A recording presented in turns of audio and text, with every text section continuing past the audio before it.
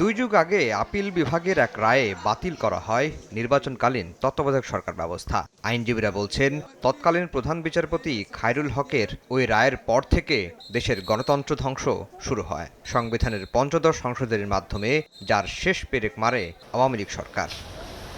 5 আগস্টের পর তত্ত্বাবধায়ক ফেরাতে রিভিউ আবেদন করে বিএনপির মহাসচিব মির্জা ফখরুল ইসলাম আলমগীর, জামায়াতের সেক্রেটারি জেনারেল মিয়া গোলাম পরওয়ার সহ 5 ব্যক্তি, যার শুনানি শুরু হয় মঙ্গলবার। এদিন শুনানিতে খায়রুল হকের দেয়া রায়ের ভুল ত্রুটি তুলে ধরেন আইনজীবীরা।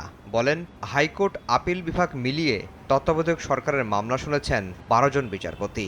এর মধ্যে মাত্র 4 জন বিচারপতি তত্ত্বাবধায়কের বিপক্ষে ছিলেন, আর আপিল বিভাগের 7 বিচারপতির বেঞ্চের মধ্যে 3 জন তত্ত্বাবধায়ক সরকারকে সমর্থন দিলেও 4 জন ছিলেন বিপক্ষে। জামায়াতের আইনজীবী শিশির মনির বলেন, বাতিলের পক্ষে রায় দেয়া 4 বিচারপতিকে পরে একে একে প্রধান বিচারপতি করা হয়, বঞ্চিত করা হয় তত্ত্বাবধায়কের পক্ষে থাকা বিচারপতিদের। যদিও তাদের প্রধান বিচারপতি হওয়ার সকল যোগ্যতা ছিল, তাদেরকে সুপারসিড করা হয়েছে। এরা কারা?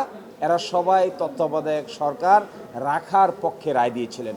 যদিও এটা কাকতালীয়, কিন্তু এটি একটি কেমিস্ট্রি আছে। আমি বলেছি, আমরা পূর্ণাঙ্গ হিয়ারিংয়ের সময় বলবো, এটি এমনিতেই নয়।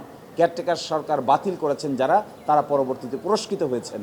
যারা রাখার পক্ষে ছিলেন তারা তিরস্কৃত হয়েছেন পেশাগতভাবে। বিএনপির আইনজীবী জয়নুল আবেদিন বলেন, সংক্ষিপ্ত রায়ে আরও 2 মেয়াদে তত্ত্বাবধায়ক রাখার পক্ষে রায় দিলেও 16 মাস পর লিখিত রায়ে তা বাতিল করে দেয়া হয়। এটি আইনের দৃষ্টিতে কোনো রায় নয়, তাই পুরো রায়টি সরাসরি বাতিল চায় বিএনপি।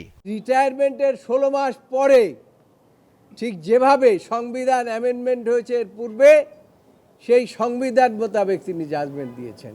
আমি আদালতকে বলেছি, মাননীয় আদালত, এই জাজমেন্টটি আইনের দৃষ্টিতে কোনো জাজমেন্ট হয় নাই। যেহেতু আইনের দৃষ্টিতে কোনো জাজমেন্ট হয় নাই, কাজে এই জাজমেন্ট লিভ দেওয়ার কোনো প্রশ্নই আসে না। এর আগে সংবিধানের পঞ্চদশ সংশোধনীর রায়ে হাইকোর্ট বলেন, তত্ত্বাবধায়ক নিয়ে আগের রায়ে প্রতারণা করা হয়েছে।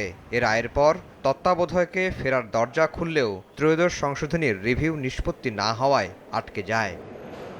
আফজাল হোসেন, সময় সংবাদ, ঢাকা।